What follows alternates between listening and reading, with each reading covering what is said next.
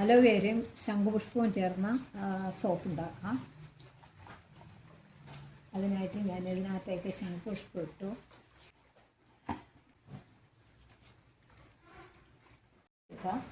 നല്ല അടിപൊളി ജെല്ല് കിട്ടിയിട്ടുണ്ട്. നമുക്കൊന്ന് അടുപ്പിൽ വെച്ചിട്ട് ഒന്ന് ചൂടാക്കിയതിന് ശേഷം നമുക്കിതൊന്ന് അരിച്ചെടുക്കാം.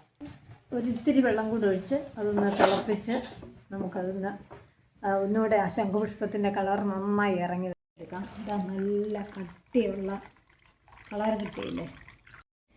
നമ്മുടെ അലോവേര ശംഖുപുഷ്പത്തിൻ്റെ ജെല്ല് ആയിട്ട് വന്നിട്ടുണ്ട്. ജെല്ലെല്ലാം ഗ്ലിസറിൻ ഒഴിച്ച് കൊടുക്കാം. ഇത് റോസ് വാട്ടർ ഒരു 10. വെളിച്ചെണ്ണയിൽ ബദാം ഇട്ട് പൊടിച്ച് കാച്ചി എണ്ണ. വിറ്റമിൻ ഇ ക്യാപ്സ്യൂൾസ് ഒരു 5 എണ്ണം ഒഴിച്ചു കൊടുക്കാം. ഇത് നമുക്ക് നന്നായി ഇളക്കി വയ്ക്കാം.